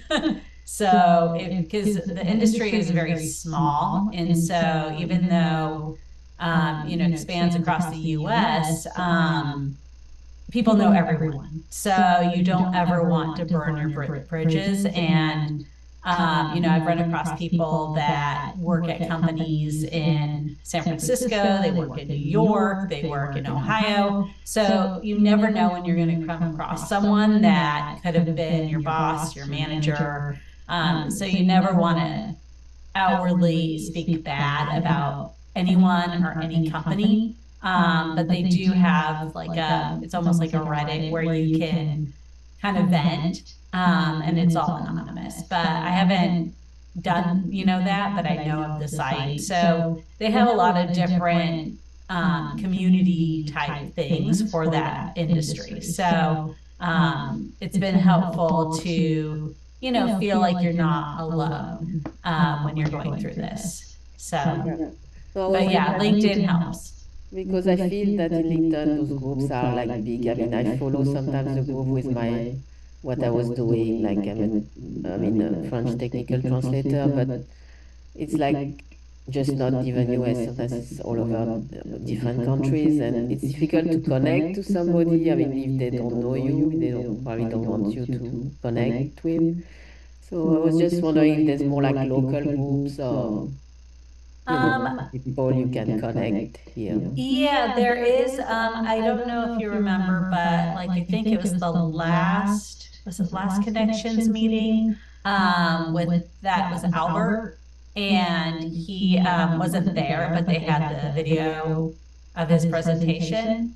Albert has a list on Facebook. And so he has a Facebook group of people who are trying to, find jobs. So I've joined that group on Facebook. And so it is meeting, so I was not aware about what happened. Oh yeah. So but yeah, so it's called, I believe, Albert's List. It's on Facebook. You can search him. And it was funny to see that he was actually someone who was presenting with NovaWorks. But yes, he's local to the Bay Area, and you can join his group. And I found that, there's a lot of support there too. Another thing is meetups. Meetup.com has a lot of different groups, definitely a lot of tech groups for anything that you're interested in. There's also, I know it may sound really funny, but back in the day, I don't know if they still do, but that dating app, Bumble, they have a networking section to them. So they not only do dating, they do friends, and then they also do networking. So that might be helpful as well. I've actually met two of my best friends through Bumble on the friends part of this app. So it's very interesting, like, because people think of it as just a dating app, but it's not. Okay. Yeah, good to know all that. Thank you. You're welcome. I have one really basic question, and please don't laugh. What exactly is networking, and how do I network? So networking is basically you go on LinkedIn or some other back in the day, I would say I worked in sales, and you would have meetings at like a bar or something, and you would have a bunch of people who are industry specific. And networking is just the motion of going up to different people and connecting to them more on an industry level. So it could be through work, it could be through friends, it could be any sort of environment. It's just the act of connecting with someone else. So when we do that, like, do we talk specifically something like small talk, or like very industry specific questions? Like, what I'm trying to ask is like, how much background homework do you need to do? Oh, you don't need to do any. And if you see people that are like, within your own industry, you can talk about, anything from, what do you like to do? It doesn't have to be industry specific or work related, but the end goal is to just get information to see if they do know someone who knows someone, or if they know someone who can help you. So, but it's like kind of like searching for information, and but you want to do that on kind of like a friendlier level. Like, you don't want to outright ask them. You want to, we have this thing in sales called Feel Felt Found, which was, you really want people to feel comfortable enough and like you enough to give you information, because people want to help people that they like. So, get on more of a personal level with them. And if you notice that they, have a picture of their kids, like ask them about that, so get more, and like ask them about themselves, because people really like to talk about themselves. So I would do that in that situation. And then hopefully that leads to, oh, I have a friend who's hiring, or, oh, my company's hiring, like that sort of information. But there should be a lot on like Facebook and LinkedIn. There should be a lot of like groups that you can join, or things like, I think Eventbrite has stuff listed where it's like job fairs or, connection meetings, that sort of thing. So that might be really helpful. Thank you for answering that in detail. Sorry, Yeah, you're welcome. this is, as you can guess, this is my first time to like actually make an effort to do that consciously. Yeah, no worries. You're not alone.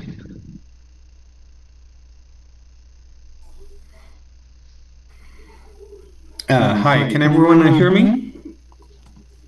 Yeah.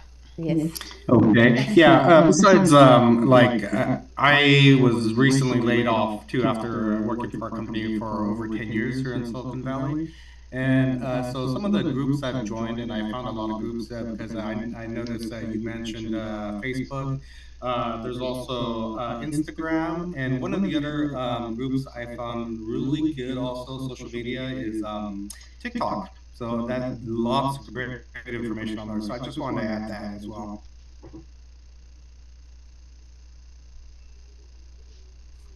Okay, thanks. Awesome, thank you. Can you describe a little bit more, Vince, about what you use TikTok for?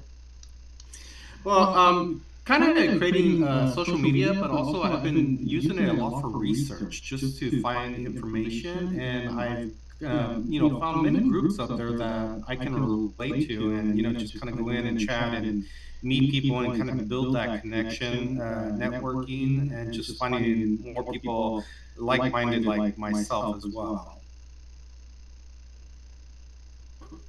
And the same goes for Facebook also. There's great, and I found some great groups on Facebook as well too, in networking as well as LinkedIn.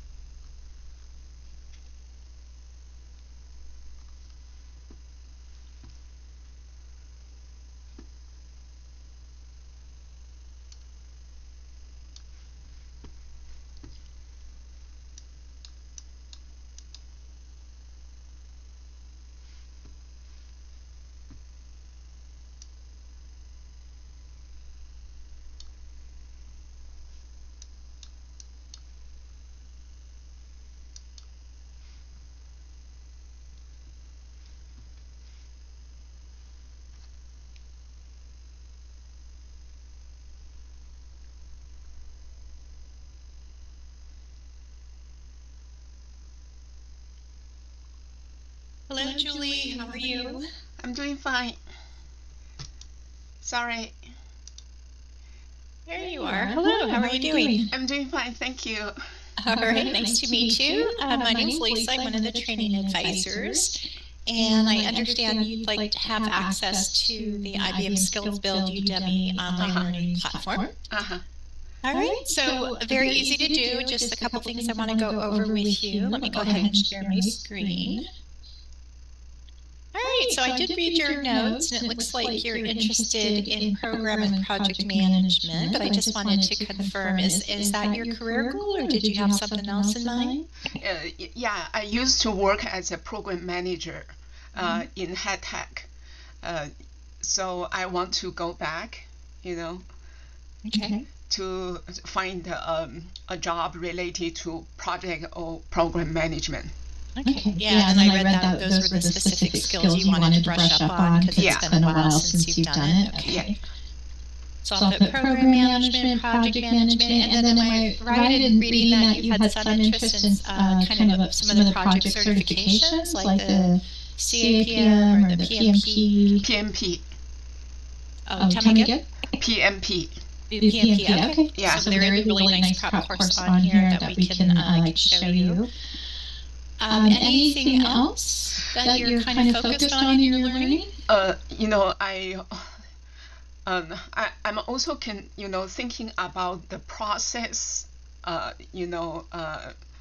process related, like a process improvement or process re-engineering, something like that. Okay. You can look that up and see if they have any content on that. Okay. Okay, great. And it sounds like you've done this prior. Yeah. Prior work. Prior. But it's been a while, right? Yes, yes. So I'll just put rusty. Is that a fair statement? Like you need to kind of get up to speed on it? Okay. All right, and then obviously these are in job postings listed out, is that correct? Yes. Okay. Okay.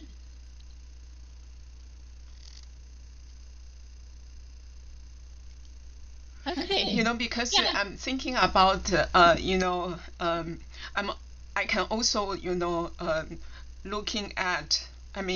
looking at the job a little bit lower than the project management or program management, like, a process system analyst, something like that. So the process related will help on that side. Okay. So, process administrator, that kind of thing? Like a process or system analyst. Okay. Yeah. Okay, yeah, so we'll look up those terms and see if there's something in terms of the learning. Okay, good. And then, have you done online learning before? Are you comfortable with it? Yeah, I'm comfortable. Okay, so I'm going to put that Julie is comfortable with online learning. And then have you given some thought as to how much time you'd like to invest each week? An hour a day, 30 minutes a day? Well, well, if I have the, I jump on this, I wish I can, finish that as soon as possible because that will help me to find my job. Okay, so you're going to kind of spend more time on the front end to get it done? Yeah. So if you think about your week and how much time you're devoting to maybe job search or just life. Every 2 to 4 hours per day or maybe longer. Okay. I think that's the minimum. Okay, great. And then do you have a specific time block during your week that works well for you to commit to online learning, like morning, afternoons, weekends, weekdays? What do you think? I think that will be better for me, is I can do, just based on the schedule. Sometimes I want to attend the NOVA workshop. Yeah. So probably in the afternoon is better. Okay. Yeah.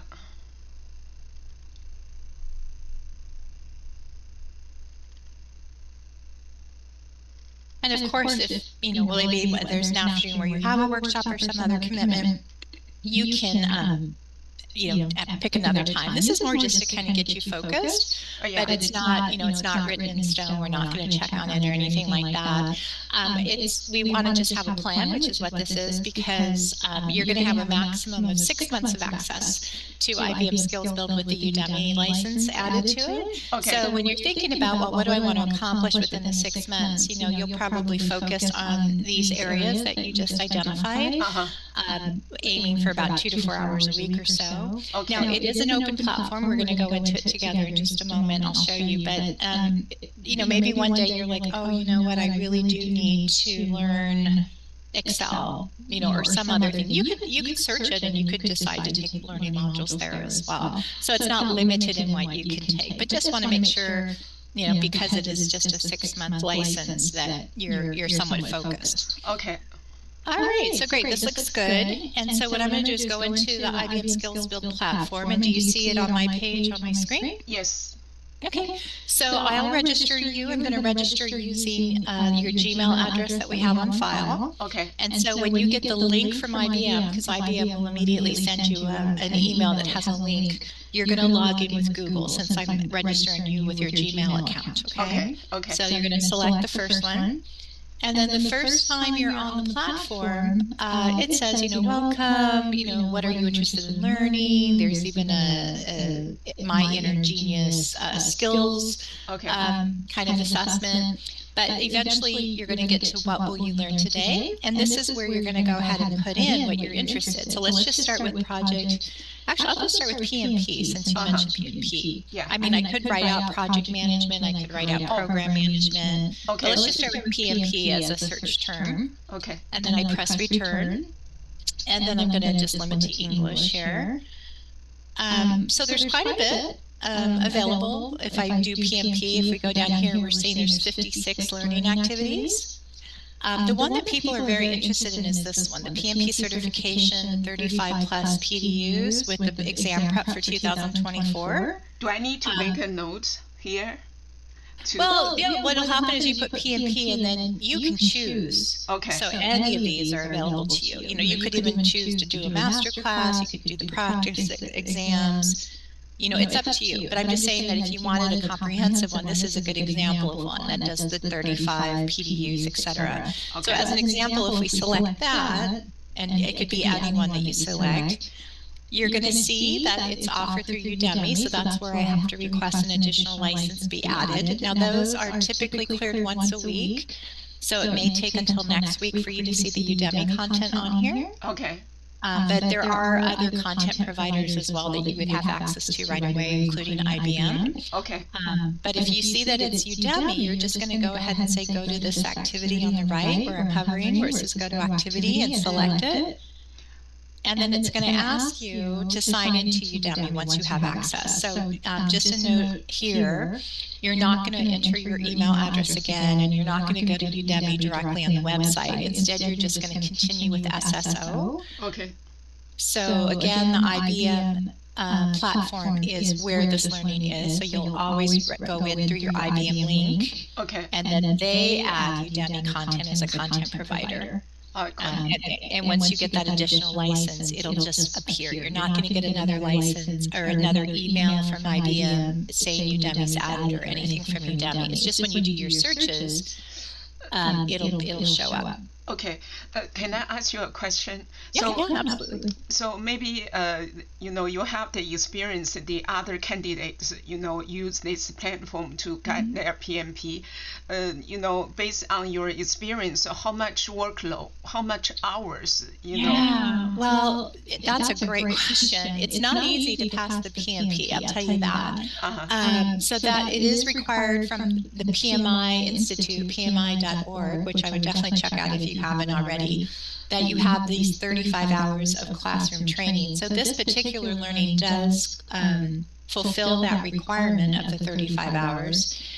But people typically do a lot of practice exams. They get a hold of the PMBOK, which is a project management book of knowledge. It takes a bit. And then, of course, in order to sit for the PMP, you actually have to fill out an application and submit it to PMI, and it has to be approved in order for you to sit. So that would be something to think about. It's, when I see that it's 42 hours, which is the 35 units, and I'm sure some exam prep and practice, whatnot, I don't think I would advise that you do it all in like 1 week. I think what I've heard from other people is there's a lot of additional kind of knowledge or review that needs to happen.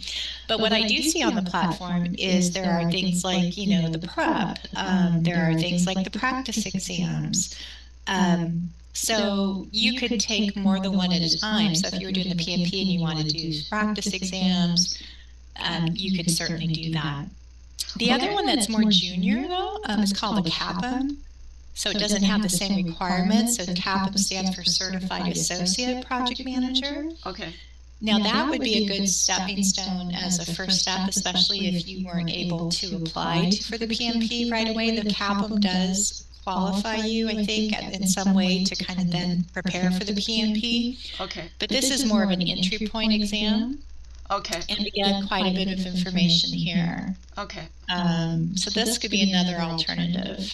Okay. So you could put a search term, either PMP or CAPM, and then of course you could just put in project management as a general term, and you're going to get more results that aren't specific to the two certifications, the PMP or the CAPM. Okay. Including this e-learning project management fundamentals, which is offered through IBM. A lot of my project people have taken this and liked it. Okay. And again, it's a little bit more comprehensive. Otherwise, you come down to the different learning activities. So basically, I can choose any of this on the list. Yeah, it's up to you. Yeah, Okay. and you could start more than one if you wanted to.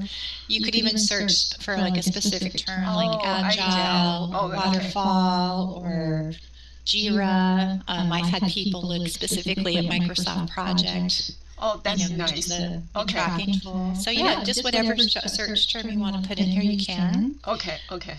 If you wanted to vary it a little bit and do program management, you could. That's going to result in different results, right? Yeah, So there's lots around program. Here's even, again, another exam prep more for program management professional, a couple of different things offered through IBM. So the certificate, the PMP exam can be taken online from here as well. No, well, it won't be for this platform. So in order to take a PMP exam, you have to go and register through PMI. And and then sign up through one of their exam centers, which are local. And then those exams through their proctored agency can be taken either in person or remotely from home. Okay. Okay. You do have that option. I remember. Yeah. Yeah. So, and I think it's just PMI.org. I can look it up really quickly. You're right. You're right. PMI.org, I think. Let me just see here. Yeah. Yeah, I would. Yeah, definitely look this over. There's lots of good information. I about still that. have an account. Oh, okay. So long time ago. But. And then the other one you mentioned was anything around process. So let's go over here. Okay, the process, yes. And put process. Now I can be really general and just put the word process, and let's start there. A process improvement, process mapping. Yeah, this is great. Yeah, you see how I just was very generic in the search term? Okay. I would start with that just to make sure you were within the right kind of search area. Okay. Clearly some of this is more around, well, you did say process. What did you say? You said process improvement, process improvement. Yeah, okay. So you could expand your search and say, okay, well, what about process improvement? See if that gives different results. Okay. It does a little bit. Or process analyst is what you said as well, right? Okay. Analyst. Does this has a Six Sigma? There is Six Sigma learning on here as well. Okay. So here's a certified quality process analyst training by using the search term process analyst. Quite a bit of learning here. And then you could do a different search like Six Sigma. and then Six Sigma will come up with all kinds of different things, the different levels of belt, white, green, and black, and then there's yellow in there somewhere. I've had people take these to then sit for the certification exams. Yeah. Oh, so wonderful. This is yeah, there's a lot. That's why I'm saying it's an open platform. So you can certainly select what you'd like to learn and get started on it. But you do want to plan your learning, which is why we filled out that form together. And do what you feel is going to be most beneficial to you for your job search. So the grant period is 6 months, no matter how many classes I take. That's a 6-month restriction IBM has put on the licenses, because even though there's no cost to you and there's no cost to Nova, because they've partnered with us to issue these licenses, obviously there is a back-end cost, and they pay for Udemy licenses to be added. So they've been pretty strict about that 6-month limit for the access point. So just as an overview, I'm going to register you with your Gmail account. You'll pretty quickly get a link from IBM, and go ahead and click that link, and you can set your account up. If there's some learning offered through IBM or other content providers, you're welcome to start it. However, I will request a Udemy license be added as well, and that might take up to next week to be added. But once Udemy is added, you're not going to get another email from IBM, or you won't get a notification from Udemy. It's just you'll see it in the search results. Before it's added, you're not going to see the Udemy content in the search results. But it'll take just, again, a couple days to get it on there. Okay. So could you just explain to me a little bit more about the DEMI? So just think of it as IBM is the main content provider. And so they're the ones offering the free access, and that's why you're getting the registration link through them. And then on IBM Skills Build, they have IBM content, but they also have other training provider content. So one of those training providers is Udemy, it could be Credly, there was another organization called Skillsoft on here. So they've contracted and added third-party content. But for the Udemy, which is quite a bit of their learning, we have to request that to be added. It just doesn't happen automatically. I see. So, but you'll access it the same way through the IBM Skills Build link, through your Gmail account. And then I will send you an email that shows you that single sign-on screen again as a reminder, so that when Udemy does appear on your account within the next week or so, you'll know to just continue it with a single sign-on to get to the learning. And then I'll also send you a link with credentials and badges that IBM has curated in the event you want to do a specific digital credential or badge. But lots of different content, as we just saw, that you can access, and it's really up to you to manage. But just stay focused on what you need and what you think is going to be most helpful. Okay. So That's wonderful. I'll get started on that right away. Any questions for me? Anything unclear? Or? If during the online learning, if I have any question, for example, or technical support on the online platform, is there any way that I can get help? Yeah. So IBM themselves has a technical or customer support link that will be in your profile. But if you run into anything, then you can always reach out to me too. And I have a different support contact that can help our Nova customers if something's really wrong. So in the email I message you, I'll say, if something's not working, or you have questions, or if you don't see the Udemy access in the next week or so, reach out to me and I'll help you troubleshoot. Okay. Yeah. All right. Well, you're all set then. I'll just get started on registering you.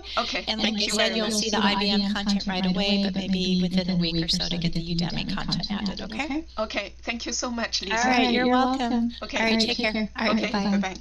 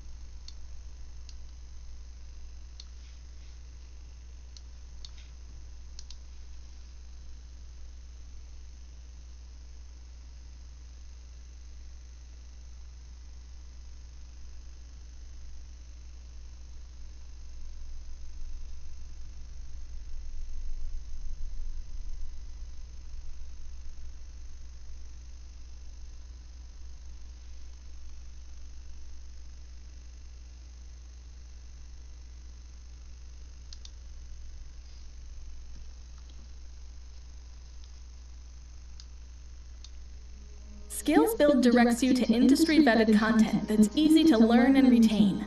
To do this, we collaborate with software and content partners to send you the most relevant courses on their sites. The first time you go to any partner site, you'll be asked to accept their privacy terms. Protecting your identity and data is important to us, so we want you to have the confidence of knowing exactly where your data is going. The courses you complete on any partner sites are being automatically tracked and marked as complete inside our Skills Build main page. Some partners have their own tracking as well, but your Skills Build profile will combine all of them into one record.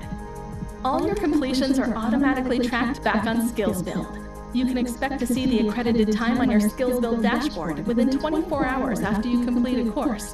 While you are on our partner sites, you will likely see other courses you can take. It's great to explore. Skills Build created our curriculum to give you the most information in an efficient way. So, depending on your end goals, you may want to stick with the learning channels and circle back to other courses at your leisure. To get back to Skills Build, we recommend bookmarking the homepage or typing skills.yourlearning.ibm.com into your address bar.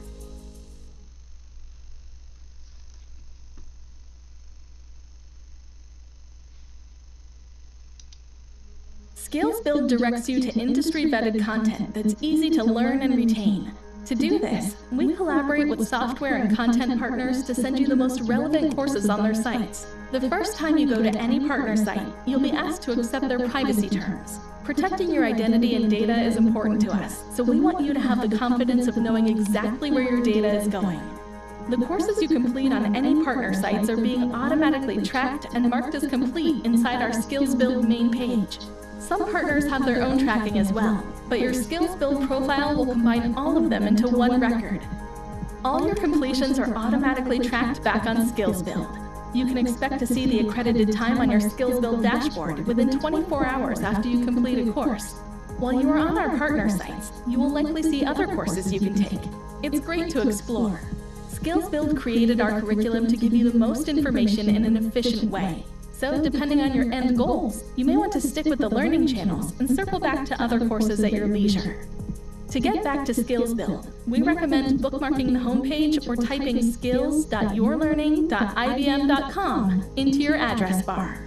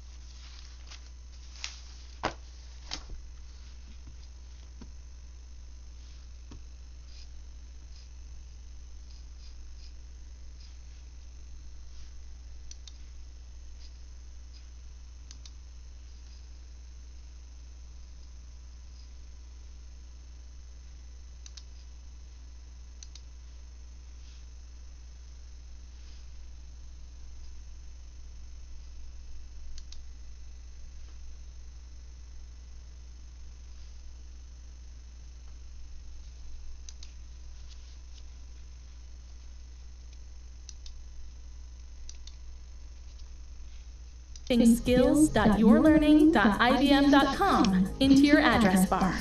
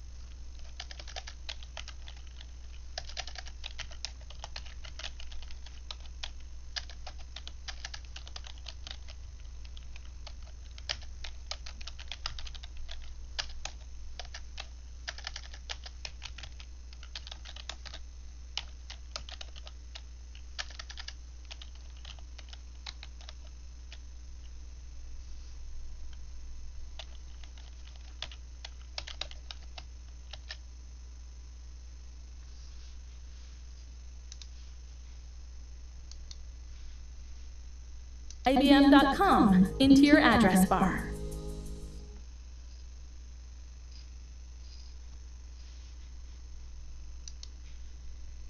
skills.yourlearning.ibm.com into your address bar.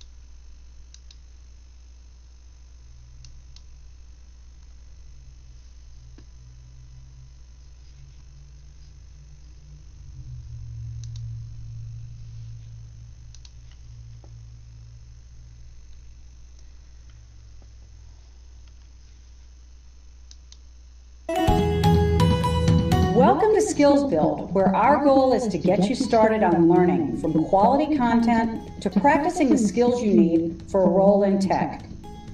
Bringing together the best content our partners have to offer, Skills Build collects courses and software to meet your needs. Here on the main landing page, you have several drop-down menus at the top of the page that help you quickly navigate to the different sections of information on the page. The spotlights show you recommendations for what you should explore and links to take you there. The spotlights change, so be sure to check them out on a regular basis. Below the spotlights are links to other resources that include a curated learning journey where you can explore more about tech job roles and the badges we offer. This is a great place to start your learning journey. Next is the Skills Build community, where you can connect with IBM coaches, partners, industry professionals, and employers, all working toward helping you build skills, networks, and experience. And finally, there is a link to the career assessment. As you go down the page, your learning queue and channel subscriptions will become populated as you start taking classes. Don't worry if it's empty right now. Think of it as your personal to-do list and work in progress. Below the queue is recommended learning. This is personalized recommendations based on your interest and other profile attributes. These will update according to your employment goals, but overall they include every course you need in order to earn badges. You can update your interest by clicking on your profile. Badges are an easy way to show the world you have experience and skill. They can go on your CV or LinkedIn page, and you can learn more about them here. Your Skills Build journey will reflect your needs and goals, but there's a standard progression that you will be guided to follow.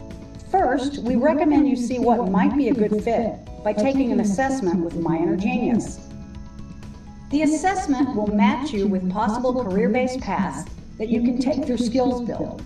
It tests your math skills, memory, and information processing, as well as learning a bit about your personality.